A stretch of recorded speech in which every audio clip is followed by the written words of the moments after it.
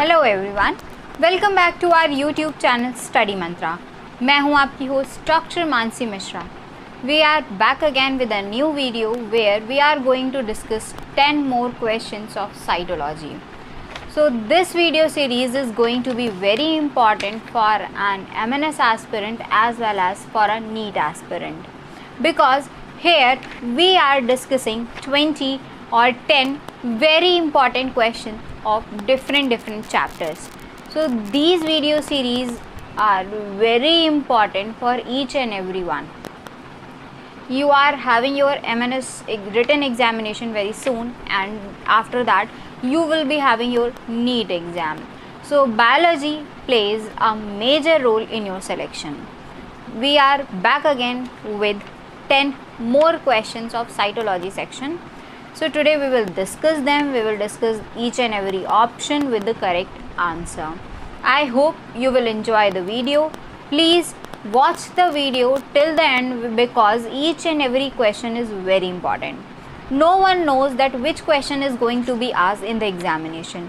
So this is my humble request to each and every one to watch this video till the end. If you are new to the channel, then don't forget to subscribe our channel and hit the notification bell. And if you are already a subscriber of our channel, then thank you so much for this, and don't forget to hit the like button and share the video.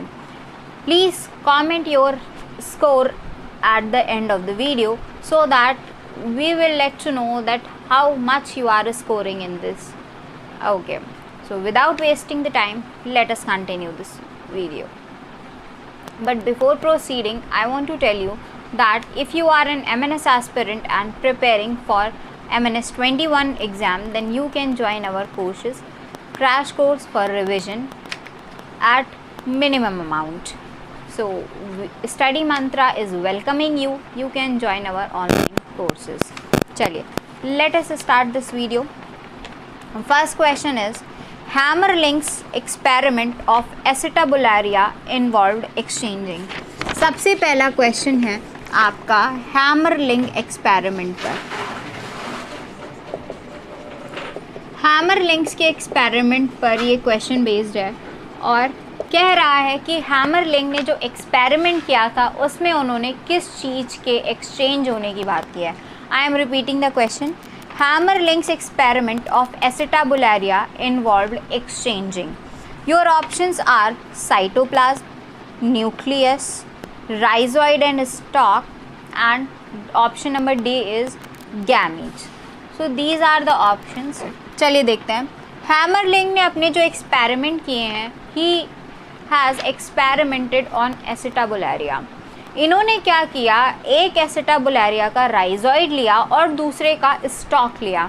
ठीक है, तो एक का rhizoid और दूसरे का stock लेकर इन्होंने आपस में ग्राफ्टिंग कराई और ये कहा कि कैरेक्टर्स आपस में डेवलप हो सकते हैं। जिसका राइजॉइड होगा या जिसका स्टॉक होगा वैसे कैरेक्टर्स दूसरे में डेवलप हो सकते हैं। तो इस कॉन्सेप्ट पे बेस इनका एक्सपेरिमेंट था। Option number C will be corrected in this question. फिर से पढ़ देते हैं एक बार क्वेश्चन, सारे ऑप्शन और correct option. Hammerling's experiment of Acetabularia involved exchanging. Option number A cytoplasm, option number B nucleus, option number C rhizoid and stalk, option number D gamete. So the correct answer is rhizoid and stalk. चलिए question number 2 पे आते हैं। Segregation of Mendelian factors. चलिए, segregation of Mendelian factor.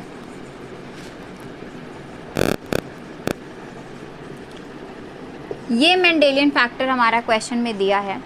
Occurs during, आपको phase पूछी गई है कि किस फेज में मेंडेलियन फैक्टर्स का सेग्रीगेशन होता है।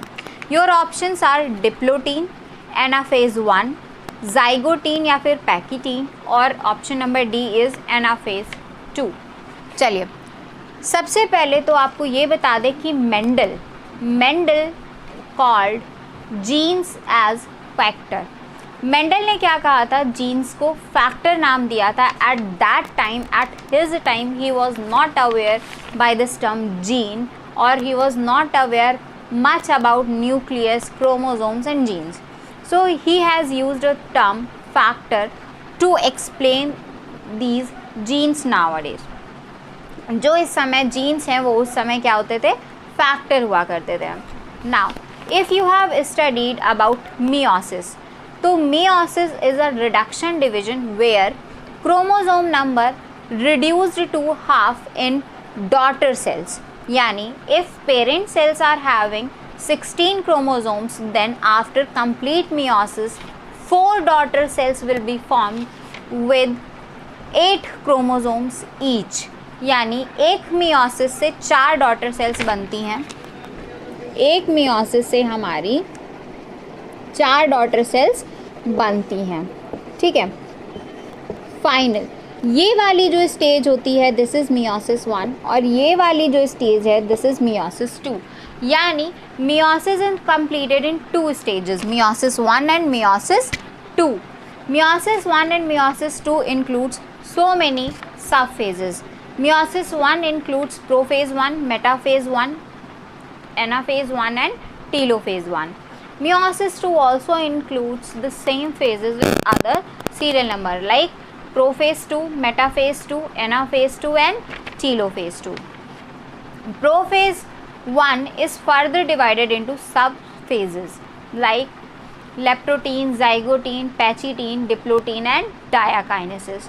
So they are the 5 subphases of prophase 1. I am repeating the name of 5 subphases of prophase 1. They are leptotene, zygotene, pachytene, diplotene and diakinesis. Please remember the sequence also because they occur in a very sequential manner. चलिए, leptotene beaded form में chromosomes दिखते हैं. Zygotene pairing of homologous chromosomes. Pachytene crossing over. Diplotene chiasmata formation and diakinesis is meant for termination. These are some important points related with prophase 1. इसके बाद anaphase 1 is the main reductional division. I am repeating, anaphase 1 is the main reductional division where actually chromosome number get reduced to half. जहाँ पर chromosome number सच में reduce हो जाता है. यानी these gametes are segregated. ये जो आपके genes हैं ये 2 gametes बना लेंगे and they are segregated. तो actual में जो reduction होता है that occurs in anaphase 1. So the correct answer for this question will be anaphase 1. I am repeating the question, every option and the correct option. Segregation of Mendelian factor occurs during option number A diplotene, B anaphase 1, C zygotene or pachytene, D anaphase 2. The correct answer is anaphase 1. चलिए, coming to the next question, that is best material for the study of mitosis in laboratory is. Best material for the study of mitosis. Mitosis, remember this thing, this is an equational division. Mitosis क्या है? एक equational division है where the number of chromosome is same in both the cells, in parent cell as and in daughter cell. तो chromosome number remains same. ठीक है. तो अगर mitosis की बेस्ट स्टडी करनी है, which cell is more appropriate, your options are answer B root tip, C leaf tip and D ovary. So the correct answer is root tip. The correct answer is root tip. Why? Because root tip contains apical meristem. Root tip contain apical meristem and meristem is the tissue which is responsible for repeated mitotic division. I am repeating, root tip contains apical meristem and meristem is a tissue which is meant for repeated mitotic division. So the correct option will be option number B, that is root tip. चलिए next पे बढ़ते हैं, 4th पे. इन गायनेंड्रोमॉर्फ्स, इसके बाद गायनेंड्रोमॉर्फ्स आपके दिए हैं और इनकी कंडीशन पूछी है. Question number 4, morphs. गाइनेंड्रोमॉर्फ्स में क्या होता है, देखो gynandromorphs are those males having female like characters. ठीक है, गाइनेंड्रोमॉर्फ्स क्या हैं, ऐसे मेल्स हैं जिनमें फीमेल लाइक कैरेक्टर डेवलप हो जाते हैं।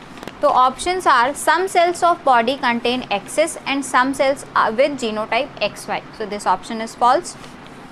Next is all cells have XX genotype, again a false. Why? Because XX genotype होगा तो normal female will be there.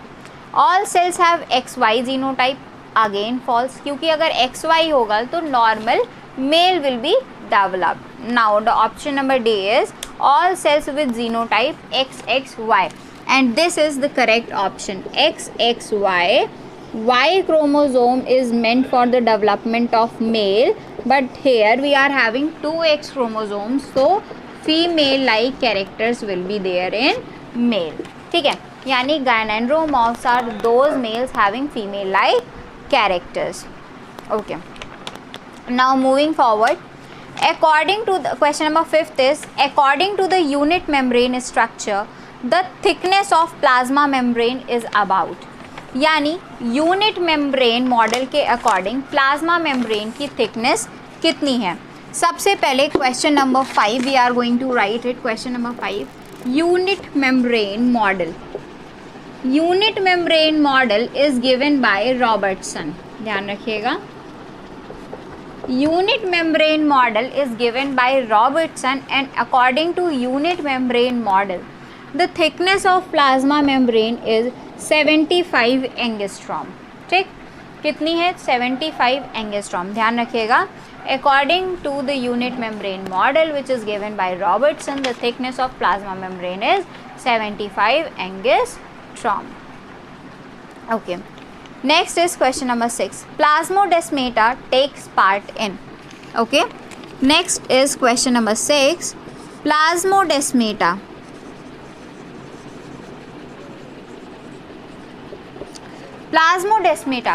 Plasmodesmata are the only living character in non-living cell wall.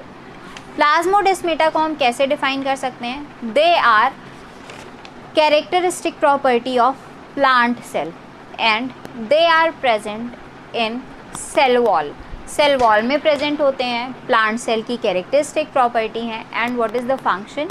Plasmodesmata makes connection of cytoplasm of two cells, यानी two adjacent sales के cytoplasm को connect करने का काम किसका होता है, हमारे प्लाज्मोडेस्माटा का होता है। तो ऑप्शंस देख लेते हैं। Plasmodesmata takes part in synchronous mitotic division, no. The cytoplasmic streaming, no. Streaming क्या मतलब है, एक तरह की movement in the cytoplasm, so no.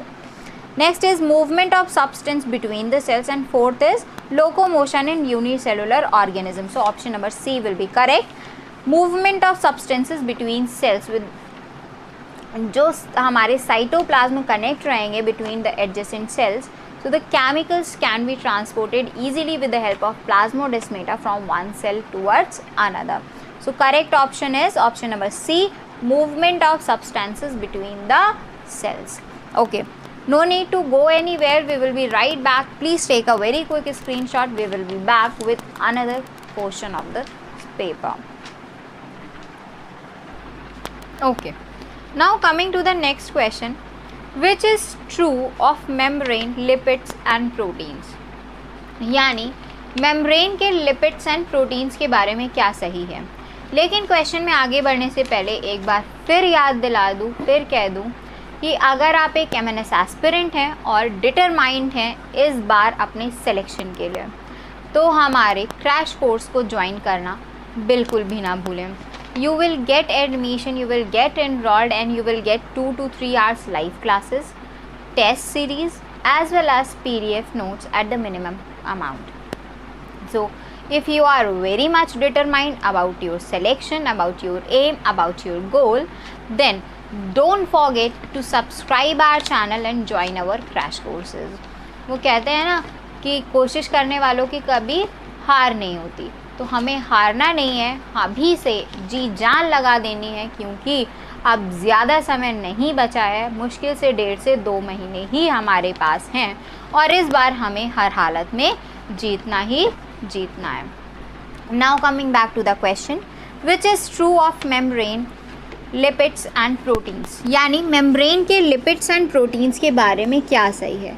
Membrane, सबसे पहले ये कौन सी मेम्ब्रेन की बात कर रहे हैं? They are talking about plasma membrane. ये प्लाज्मा मेम्ब्रेन के बारे में बात कर रहे हैं, ठीक है। तो plasma membrane is a membrane which is made up of protein and lipid. Singer and Nicolson का यहाँ पे मॉडल फॉलो किया गया है and this is the most acceptable model for the structure of plasma membrane और cell membrane. This is the quasi-fluid model of cell membrane which says lipids, which says protein icebergs in the sea of lipid. I am writing this phrase, protein iceberg in the sea of lipid. यानी lipid का सागर है, उसमें iceberg किसका है? Protein का। यानी plasma membrane is made up of lipid, phospholipid, and in which 2 types of protein molecules are present, intrinsic protein and extrinsic protein. So जो flip flop movement होता है, जो lateral movement होता है, वो किसका है या flip flop movement किसका होता है? Your options are none can flip flop, both can flip flop, protein can flip flop but lipids cannot, lipids can rarely flip flop but protein cannot. ठीक है, तो यहाँ पर हम किसकी बात कर रहे हैं? We are talking about the structure of plasma membrane और you can say cell membrane, जिसके लिए अलग अलग, जिसके स्ट्रक्चर के लिए अलग अलग थियोरीज आई हैं। ट्राइलैमेलर थ्योरी आई है जो हमारे सैंडविच मॉडल को बताती है कि आपका सेल मेम्ब्रेन का structure is a sandwich structure. इसके बाद यूनिट मेम्ब्रेन मॉडल आया जो कि हमारे रॉबर्टसन सर ने दिया और उन्होंने कहा कि हमारी जो सेल मेम्ब्रेन है that is a unit membrane. इसके बाद हमारा कौन सा मॉडल आया? सिंगर एंड निकोलसन ने मॉडल दिया, क्वासी फ्लूइड नेचर बताया, प्रोटीन्स का लेटरल मूवमेंट बताया। He has told about the lateral movement of proteins and said proteins iceberg in the sea of lipid. ठीक है, तो आइसबर्ग किसका है? प्रोटीन का, और सी किसका है? लिपिड का। और लेटरल मूवमेंट कौन कर सकते हैं? हमारे protein molecules. So moving towards the next question, spindle usually persist in the form of dash during method of cytokinesis. I think I should write this question. Spindle usually persists in the form of dash during dash method of cytokinesis. देखो, phragmoplast is a structure where spindle fibres form. Spindle fibres क्या बनाते हैं? फ्रैग्मोप्लास्ट एक ऐसा structure है जो कि present होता है हमारी प्लांट सेल्स में, specially during the cell plate method of cytokinesis. तो स्पिंडल फाइबर के जो रिमेन्स होते हैं ये एक बॉल लाइक स्ट्रक्चर बना लेते हैं विच इज़ नोन एज फ्रैग्मोप्लास्ट, और ये कहाँ प्रेजेंट होता है? प्लांट सेल्स में प्रेजेंट होता है during the cytokinesis of plant cell. तो जो सबसे पहले वाला था आपका, इसमें फ्रैग्मोप्लास्ट आंसर होगा, और जो दूसरा वाला डैश था यहाँ पर क्या होगा? Cell plate method of cytokinesis, and this is related with plant cell. I hope ये क्वेश्चन क्लियर हो गया होगा। नेक्स्ट क्वेश्चन नंबर 9 की तरफ बढ़ते हैं। Phragmoplast is related to division of nucleolus, cell elongation, cytokinesis and assemblage of chromosomes in metaphase। अभी हमने बताया phragmoplast is related with cytokinesis and it is visible in the cytokinesis of plant cell. Now coming to the next question, lampbrush chromosomes are seen in which typical stage? Lampbrush chromosomes कहाँ दिखते हैं? Question number 10 is lamp brush chromosomes. They are visible in which state?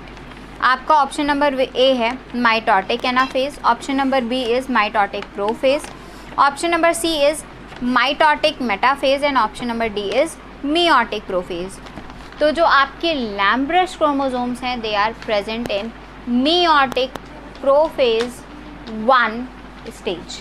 ठीक है, कैसे किस stage में present होते हैं? They are present in meiotic prophase 1। ठीक, ये मियोटिक प्रोफेज 1 फेज में प्रेजेंट होते हैं। So these were the 10 questions related with cytology. I hope you all have enjoyed the explanation of these 10 questions and I hope you all have understood these questions very well. So if you are still having any doubt, you can share your doubt in comment section and please let me know about your doubts. Thank you so much for being with us, for watching this video and don't forget to hit the like button and share the video. आप इसी तरह अगर अपने likes के साथ हमें प्यार देते रहेंगे तो हम डेफिनेटली इसी तरह की वीडियो सीरीज़ आपके लिए लाते रहेंगे और आपके डाउट्स को क्लियर करते रहेंगे ताकि बिना किसी रुकावट और बहुत आसानी से आप अपना MNS21 का एग्ज़ाम क्लियर कर लें। Thank you so much for being with us, thank you so much for watching this video, thank you everyone.